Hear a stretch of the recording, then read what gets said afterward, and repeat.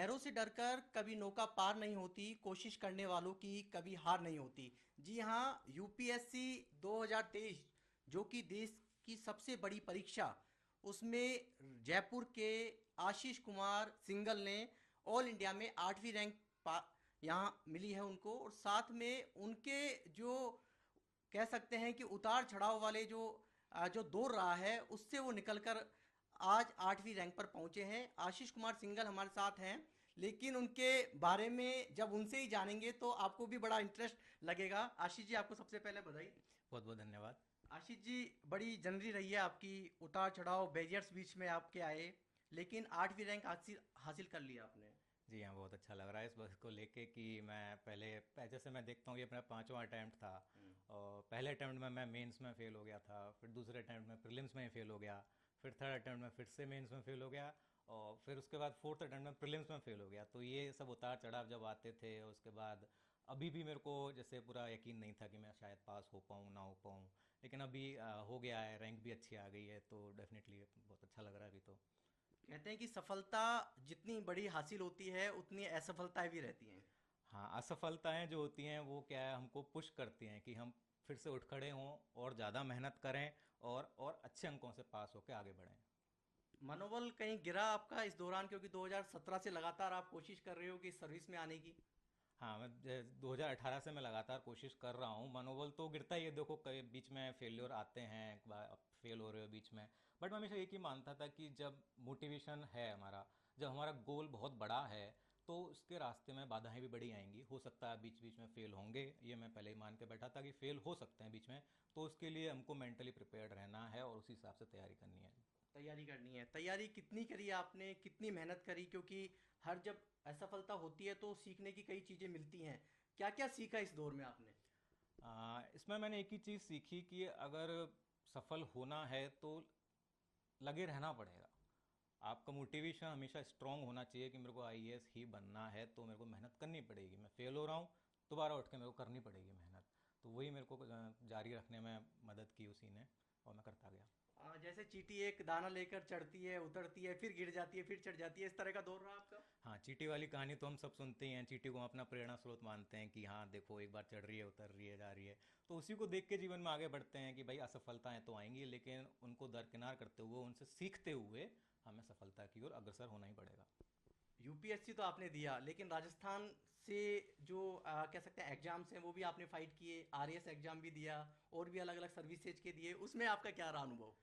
मैंने आरएएस का एग्ज़ाम 2 बार दिया, और प्रीलिम्स में दोनों ही बार मैं प्रीलिम्स में फ़ेल हो गया हूँ आरएएस में। उसके अलावा मैंने एक ईपीएफओ का भी फॉर्म भरा था, उसका प्रीलिम्स जो है वो क्लियर हो गया था। अभी इंटरव्यू उसका है लाइंड अप, तो अब आई होप कि वो अब नहीं देना पड़ेगा मेरे को। उसके अलावा मैंने एक बार एसएससी का भी फॉर्म भरा था, लेकिन वो अनफॉर्चुनेटली फॉर्म ही रिजेक्ट हो गया था। तो कोशिश की थी इधर उधर की कहीं, जब कभी कभी प्रेशर में आके कोशिश की थी कहीं और कर लो, कोई और जॉब कर लो, नहीं हो रहा है, शायद तुम ना कर पाओ। इस तरह की बातें सुनने मिलती हैं हमको आसपास कि हो सकता है ये तुम इसके लिए नहीं बने हो सकता है तुम्हारा कैलिबर नहीं है, कहीं और देख लो, हल्की जॉब देख लो। तो फॉर्म भर दिए, करते रहे, बट मन हमेशा यही था कि आईएएस ही बनना है, तो आईएएस ही बनना है। इतनी असफलताओं के बाद भी कई लोग कहने लग जाते हैं, या परिवार के सदस्य ही कहने लग जाता है कि अब तो दूसरी जॉब कर ले, अब भाई घर में हो। तो इस तरह का सर भी देखने को मिला दौर आपको?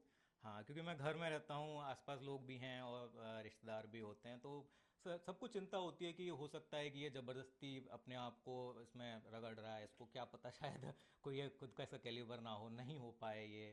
तो सब लोग सलाह देते हैं, सब लोग अच्छे अच्छे इंटेंशन से सलाह देते हैं कि आप कोई और जॉब देख लो, पहले उसमें हो जाएगा तो जॉब में रहते हुए तैयारी कर लेना। तो ये सोच के फॉर्म्स भरे, लेकिन कहीं ना कहीं अंदर चल रहा था कि नहीं, मेरे को यहीं जाना है। सर, ये सेल्फ स्टडी का परिणाम है आज? हाँ, मैंने ऑप्शनल के लिए मैंने कोचिंग किया था, बाकी मेरे सेल्फ स्टडी है। सेल्फ, किसी की मदद, परिवार का पूरा गाइड मिला सर? हाँ, मम्मी पापा का हमेशा पूरा सपोर्ट रहा, क्योंकि अप्स एंड डाउन्स हैं, तो ऑब्वियसली कभी कभार क्या, पढ़ते पढ़ते भी ऐसा हो जाता है कि मन नहीं कर रहा पढ़ने का, या ऐसे ये चीज़ समझ में नहीं आ रही तो बोर हो रहा हूँ। तो मम्मी पापा का सपोर्ट रहता है कि इसमें चलो आज कोई बात नहीं, आज मन नहीं कर रहा मत पढ़ो, कल मन नहीं कर रहा मत पढ़ो, 2 दिन मत पढ़ो, 3 दिन मत पढ़ो, लेकिन जब भी पढ़ो तो पढ़ो। तो मेरा हमेशा से यही रहता था कि अगर मैं टेबल पर बैठा हूँ बुक लेके, अगर मैं 6 घंटे भी बैठा हूँ तो मैं 6 घंटे में से 6 ही घंटे पढ़ूंगा। ऐसा नहीं है कि मैं 10 घंटे बैठ गया और उसमें से 5 घंटे पढ़ा, 5 घंटे कहीं और मेरा ध्यान है, वो मैं नहीं करता था। मैं हमेशा कभी भी पढ़ता था तो मेरा फुल डे में 6 से 7 घंटे की ही मेरी स्टडी हो पाती थी, बट वो इफ़ेक्टिव होती थी हमेशा।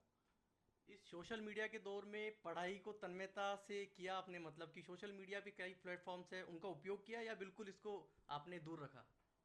सोशल मीडिया पे हम कहेंगे जैसे वो व्हाट्सएप है, वो तो अभी पार्ट ऑफ लाइफ बन गया आजकल एज ए मैसेंजर, तो वो तो रखना पड़ता है दोस्तों से बात बात करने के लिए जैसे। लेकिन कुछ सोशल मीडिया हैं जैसे फेसबुक है, वो मेरा आई थिंक 2017-18 के बाद से मैंने कभी यूज़ किया ही नहीं।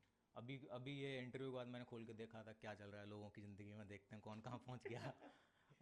और कुछ इंस्टाग्राम वगैरह वो मैं बहुत पहले ही बंद कर दिया था, तो सोशल मीडिया से मेरा कोई है नहीं, ट्विटर पे कुछ नहीं है, कहीं कुछ नहीं है मेरा सोशल मीडिया फुटप्रिंट, सिर्फ व्हाट्सएप पे और थोड़ा बहुत टेलीग्राम पे, क्योंकि पढ़ाई से रिलेटेड ज़रूरत पड़ती रहती है। पढ़ाई से जरूरत, कुछ ऐसा बताएंगे आपके इंटरव्यू के साक्षात्कार के बारे में जो बहुत रोचक रहा हो आपके लिए? साक्षात्कार के बारे में मैं यही बोलूँगा कि मेरा इंटरव्यू काफ़ी देर चला था, बाकी लोगों से देखा जाए तो करीब 35-40 मिनट तक शायद मेरा इंटरव्यू चला था। एग्जैक्ट टाइम तो मेरे को याद नहीं, बट हाँ लग रहा है कि काफ़ी देर चला था। और उसमें थोड़ा सा प्रेशर सिचुएशन बन गई थी कि मैं, फर्स्ट टाइम पहुंचे पहुंचे थे आप क्योंकि हाँ पढ़ा। पहली बार इंटरव्यू में पहुंचे थे और 5 लोग सामने बैठे हैं, बहुत सीनियर सीनियर लोग हैं, और वैसे ही रहता डर रहता है क्या पूछ लेंगे, हम तो बहुत छोटे बच्चे हैं अभी। फिर जैसे वो पूछते हैं, फिर एक क्वेश्चन पूछा, उसके बाद हमने जो जवाब दिया उस पर काउंटर क्वेश्चंस आते हैं, तो उस सबसे क्या है थोड़ा प्रेशर बढ़ने लग गया था। तो बट मेरे को लग रहा है कि शायद प्रेशर ठीक से हैंडल कर लिया होगा मैंने, तो यहाँ पहुँच गया हूँ। तो आपको लगा था जब 8वीं रैंक आई, जब रिजल्ट आया, तो किस तरह का लग रहा था कि वास्तव में सपना पूरा हो गया? देखो रिजल्ट से पहली वाली रात तो मैं सोया ही नहीं था, कि जैसे लग रहा था कि आज रिजल्ट आने वाला है, कल आने वाला है। तो उस रात तो मैं सोया ही नहीं था बेचैनी में। अगले दिन फिर मैं सुबह सो रहा था 12 बजे के आसपास, 1 बजे के आसपास, तो अचानक से मेरे को एक फ़ोन आता है और मेरा दोस्त फ़ोन करके बोलता है कि भाई कमाल कर दिया तुमने। तो मैंने क्या कर दिया भाई ऐसा? बोले कि यार फोड़ ही दिया तुमने तो एकदम। बताओ तो सही। बोला सर 8वीं रैंक आई है आपकी। मैंने कहा रोल नंबर बताओ। मैंने डायरेक्ट बोला रोल नंबर बताओ, मेरे को भरोसा नहीं हो रहा। रोल नंबर बताया, उसने कंफर्म कराया। मैंने कहा हाँ सही है। मैं फिर भी मैं एक बार देखता हूँ। फिर भी मैं देखा तो उसके बाद कंफर्म हुआ। तो पहला तो बस यही लगता है कि जब मम्मी पापा और तीनों लोग बैठे हुए थे तो पहले तो सबकी आंखों से आंसू ही आ गए थे एकदम, कि 5 साल की मेहनत वो है क्षण जो, अलग होता है। हाँ 5 साल की मेहनत है वो रंग लाई, और अच्छे अंकों से रंग लाई। मतलब दोस्त से ही पता चला कि आपने 8वीं रैंक पाई है? हाँ दोस्त से ही पता चला, मैंने तो रिजल्ट देखा भी नहीं था। उसके अच्छा, बाद कंफर्म करने के लिए देखा मैंने। कंफर्म करने के लिए देखा आपने।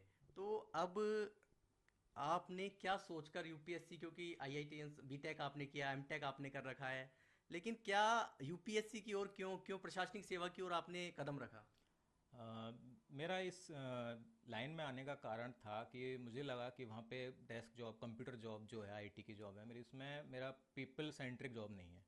कि जो भी काम हो रहा है, हमारे क्लाइंट्स हैं, फॉरेन क्लाइंट्स हैं, हम उनसे बातें करते हैं, उनके प्रोजेक्ट सॉल्व करते हैं, और जो भी हम कर रहे हैं उसका कोई सोशल कंट्रीब्यूशन एज सच नहीं दिख रहा है। और थोड़े चैलेंजेस तो चलो दोनों जॉब्स में हैं, उसमें भी हैं टेक्निकल चैलेंजेस, बट मेरे को लगता था कि मुझे थोड़े से पीपल सेंट्रिक चैलेंज चाहिए जिसमें मैं लोगों की मदद कर सकूं, और थोड़ा एक्सपोजर रहे लाइफ का, सोशल लाइफ का। तो वही एक कारण था कि कुछ कंट्रीब्यूटिंग करने, कुछ इफेक्टिव इम्पैक्टफुल करने के लिए इधर आना है। सरकारी सिस्टम से कहीं पीड़ित तो नहीं थे आप कि भाई अब इस सिस्टम में जाके सुधार करना है? देखो ये सब चीज़ें तो सबके साथ होती ही हैं, जब आप सिस्टम का पार्ट नहीं हो और आप सिस्टम से जब जाके जूझते हो तो कहीं ना कहीं आपको पता चलता है कि यार कुछ कुछ चीज़ें कहीं ना कहीं गलत हैं। तो उनको सुधारना चाहिए, कोशिश करेंगे कि उनको सुधारेंगे आगे जाके। आपने सोचा क्या है सर कि यदि कहीं अच्छी जगह आपकी लग जाती है तो सबसे पहली चीज क्या रहेगी जो मन में सोचकर चल रहे हैं कि नहीं ये करना है जनता के लिए? आ, मेरे हिसाब से एक जो है एक्सेसिबिलिटी जिसको बोलते हैं, कि जनता जैसे मान के चलती है कि गवर्नमेंट से या सरकारी अफसरों से कोई भी काम कराना बहुत कठिन है, काम करते नहीं हैं, बार बार चक्कर लगाने पड़ते हैं, वो वाली बात है। तो उसको दूर करना है कि अगर जनता का कोई भी काम हो वो बेहिचक आएँ और उनका काम हो। क्योंकि मैंने खुद अपने जीवन में महसूस किया है कि एक छोटे से छोटे काम के लिए महीनों लग जाते हैं और चक्कर लगाने पड़ जाते हैं। कहीं वो हुआ है नहीं। आपके साथ? कुछ कुछ हुए हैं उदाहरण जीवन में ऐसे, जिनमें एक छोटे से काम के लिए महीनों, 6 6 महीने तक लग चुके आपने हैं। लगाए हैं ऐसा?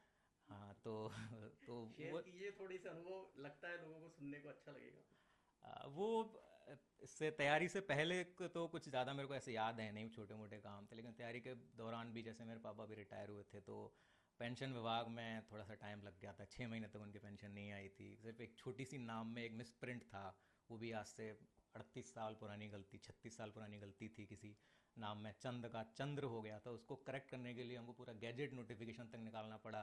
एजुकेशन डायरेक्टर तक को हमको मेल लिखना पड़ा था, बाकी सारे डॉक्यूमेंट भेजने पड़े थे। एक छोटी सी गलती के लिए हमको 6 महीने तक स्ट्रगल करना पड़ा, पेंशन रुकी रही। कहते हैं कि कई बार लक फेवर नहीं करता, लेकिन जब आप हार्ड वर्क करते हो तो लक भी फेवर करने लग जाता है।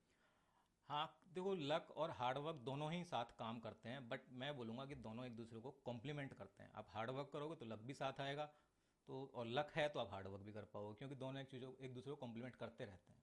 आपने जो जॉब थी, आपकी अच्छी खासी जॉब थी, उसको क्यों छोड़ा?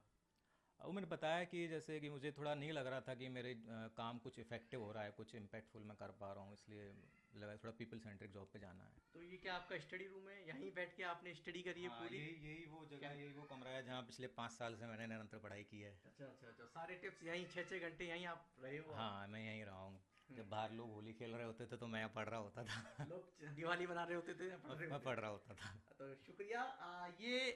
कह सकते हैं कि पूरा जो स्टडी रूम है, आपने जो देखा किस तरीके से इसी स्टडी रूम से आज पूरे देश के अंदर 8वीं रैंक पाई है। यहाँ पर उन्होंने अपने अनुभव भी साझा किए हैं, कितने उतार चढ़ाव देखे हैं कि किस तरीके से उन्होंने उतार चढ़ाव देखे हैं। 5वीं बार आखिर में उन्हें सफलता मिली है, 8वीं रैंक मिली है उन्हें। आशीष कुमार सिंघल है।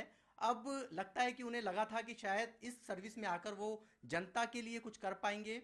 उन्होंने भी कुछ सिस्टम से संघर्ष भी किया है, वो भी कहानी उन्होंने अपनी बताई। लेकिन इतना जरूर है कि माता पिता के आंखों में खुशी है और साथ में जो ये सपना देखकर चल रहे थे वो आज पूरा हो गया है। कैमरामैन विजय करण के साथ दीपक गोयल, जी मीडिया, जयपुर।